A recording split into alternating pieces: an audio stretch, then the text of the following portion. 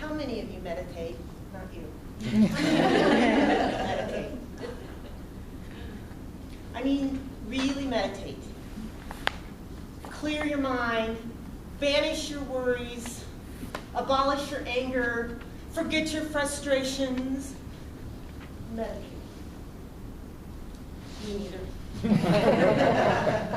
When I finish trying to meditate, I've written a blog post, I've finished my grocery list, I've got a huge to-do list, and I'm usually pissed off at somebody that I had a brief encounter with on 224 in the grocery store. Oh, and my legs and my back hurt because I cannot sit in a lotus position. Liz Gilbert set out to find inner peace in her travels to Italy, India, and Indonesia, which she documented in her best-selling book, Eat, Pray, Love. She too had problems with meditation, which I will share with you in an excerpt from her book. Maybe we will learn something. Maybe we'll learn that we're not so different after all. Buddhist lore has a story about the moments that followed the Buddha's transcendence into enlightenment, when, after 39 days of meditation, the veil of illusion finally fell away, and the true workings of the universe were revealed to the great master. He was reported to have opened his eyes and said immediately, "This cannot be taught." But he changed his mind and decided that he would go out into the world after all, attempt to teach the practice of meditation to a small handful of students. He knew that there would be only a meager percentage of people who would be served by or even interested in his teachings. Most of humanity, he said, have eyes that are so caked shut with the dust of deception that they will never see the truth, no matter who tries to help them. A few others are so naturally clear-eyed and calm that they already need no instruction or assistance whatsoever. But then, there are those whose eyes are just slightly caked with this dust, and who might, with the help of the right master, be taught to see more clearly someday.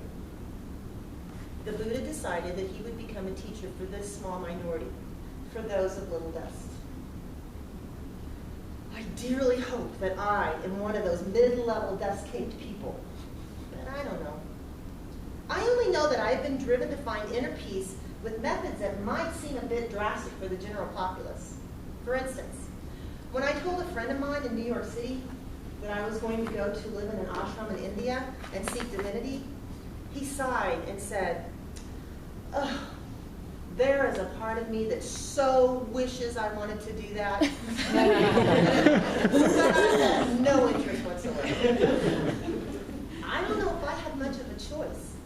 I have searched frantically for contentment for so many years in so many ways, and all these acquisitions and accomplishments they'll drive you to death. Time, when pursued like a bandit, will behave like one, always remaining one country or one room ahead of you, changing its name or its hair color, slipping out the back door of the motel when you finally have that search warrant, and leaving only a burnt cigarette in the ashtray to taunt you. At some point, you have to stop because it won't. You have to admit you can't catch it, that you're not supposed to catch it. At some point, you've got to let go and sit still and allow contentment to find you. Letting go, of course, is a scary enterprise for those of us who believe the world revolves only because it has a handle on the top of it, which we personally turn. And if we were to drop this handle, even for a moment, well, that would be the end of the universe. But try dropping it. This is the message I'm getting.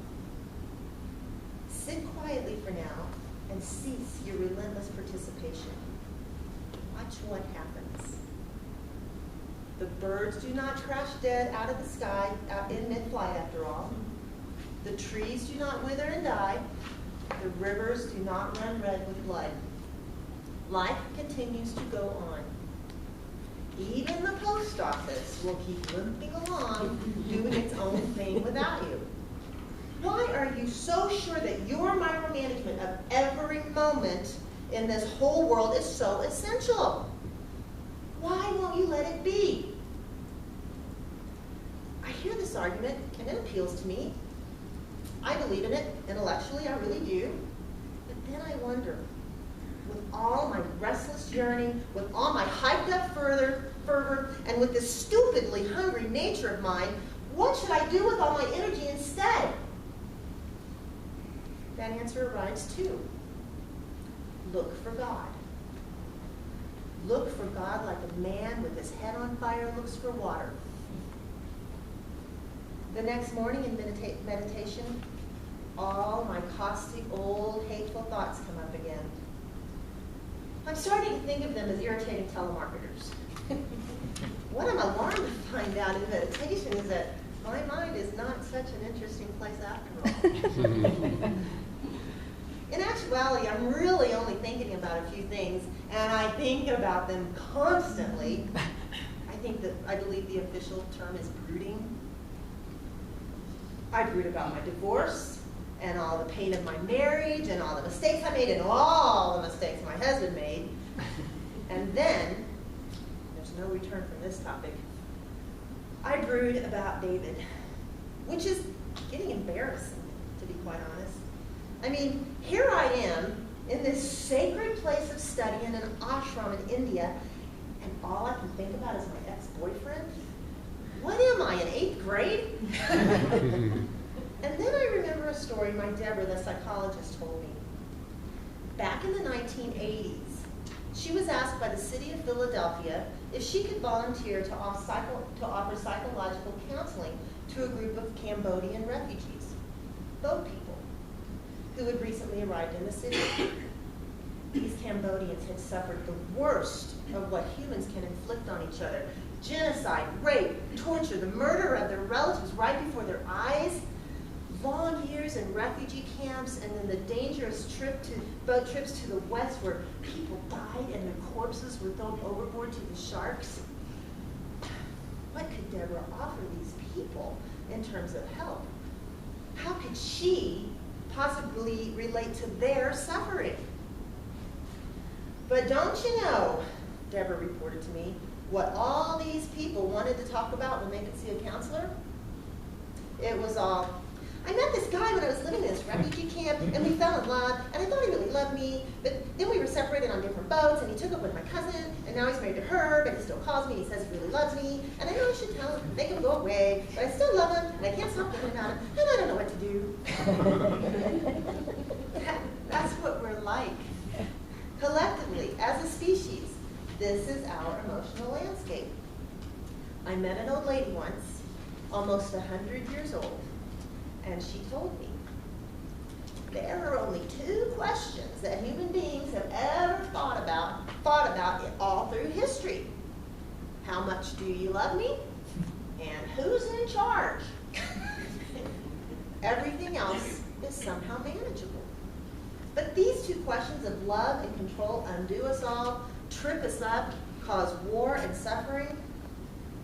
And both of them, unfortunately, or maybe obviously, are what I'm dealing with in this ashram. When I sit in my silence and I look at my mind, it is only questions of longing and control that emerge to agitate me. And this agitation is what's keeping me from evolving forward. When I tried this morning, after an hour or so of unhappy thinking, to dip back into my meditation, I took a new idea with me: compassion. I asked my heart if it could please infuse my soul with a new and more generous perspective of my mind's workings. Instead of thinking that I was a failure, could I perhaps think that I am just a human being, a normal one at that? The thoughts came up as usual. Okay, so it will be. And then the attendant emotions came up too. I began feeling frustrated and judgmental about myself, lonely and angry, But then a fierce response boiled up from somewhere in the deepest caverns of my heart, and I told myself, I will not judge you for your thoughts. My mind tried to protest. Yeah, but you're such a failure, you're such a loser, you'll never amount to anything. But suddenly, it was like a lion was roaring from within my chest, drowning all this claptrap out. A voice bellowed in me like nothing I had ever heard before. It was so internally and eternally loud that I actually clapped my hand over my mouth because I was afraid that if I opened my mouth and let the sound out, it would rattle buildings as far away as Detroit. And this is what it roared. You have no idea how strong my love is. The chattering negative thoughts in my mind scattered in the wind at this statement, like birds and jackrabbits and antelopes. They hightailed it out there, terrified. Silence followed. An intense, vibrating, awed silence. The lion of this great savanna of my heart surveyed his newly quiet kingdom with satisfaction. He licked his great chops once, closed his yellow eyes, and went back to sleep. And then, in that regal silence, finally, I began to meditate on and with God.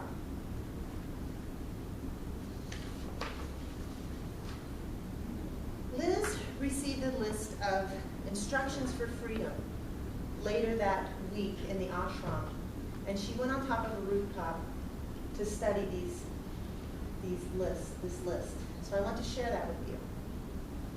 Number 1, life's metaphors are God's instructions. 2, you have climbed up and above the roof. There is nothing between you and infinity. Now let go. 3, the day is ending. It's time for something that was beautiful to turn into something else that is beautiful. Now let go. 4, your wish for resolution was a prayer. Your being here is God's response. Let go and watch the stars come out on the outside and on the inside.